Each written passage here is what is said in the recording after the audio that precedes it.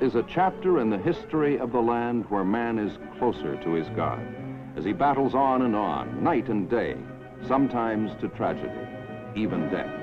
The Arctic is truly a land of deceptive beauty, treacherous appeal. Rivers clutch hungrily at the trucks. Deep snows swallow them. Fear and luck are partners as the Arctic Ocean cracks and all but gobbles up one of the convoy.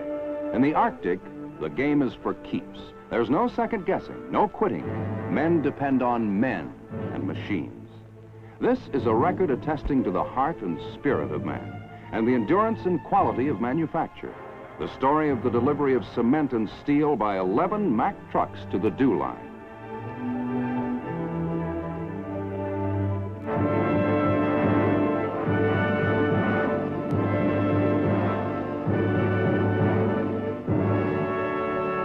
Must be shipped by rail to Seattle. Here along Puget Sound, the tractors are serviced and winterized, thoroughly checked.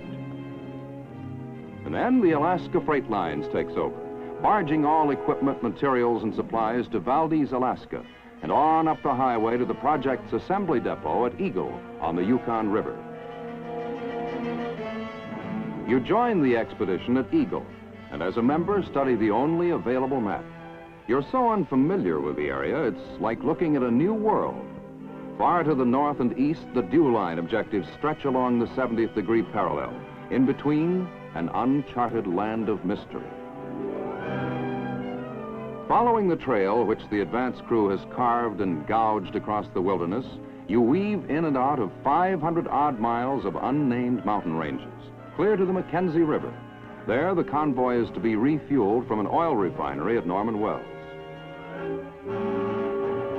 Then you strike out north and east, skirting Great Bear Lake, out of the timberline onto the barrens, the true Arctic. Coppermine, Coronation Gulf, fascinating fabled names you read about as a boy, and now you are heading there.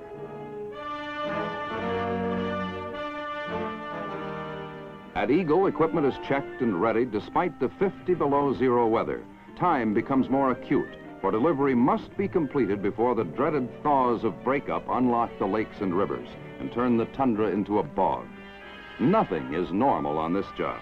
Imagine a tractor 12 1/2 feet wide, a trailer 65 feet in length with built-in tanks holding 5,500 gallons of diesel fuel, tires 5 feet high, a 600 horsepower engine hauling the gross weight of 165 tons, 330,000 pounds to the top of the world. As you preheat the engine with hot air in order to start it in the cold, you realize nothing is ever normal for the pioneer.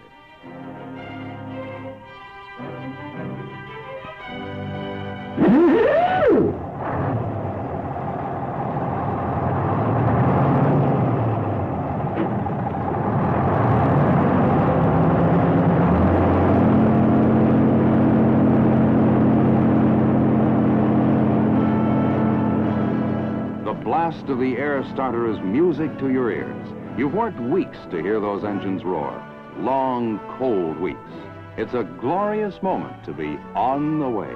Finally, on the way to the Arctic.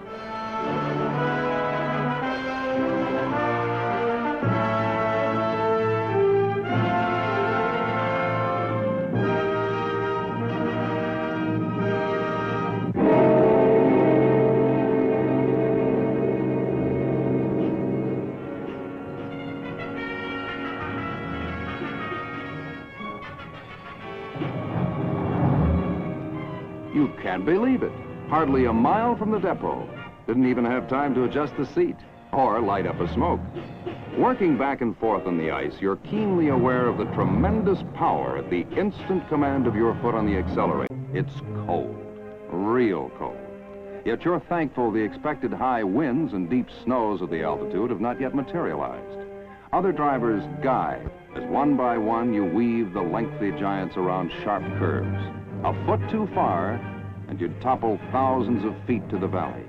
So you crawl along, hugging, clinging to the mountain, all the while loudly cursing the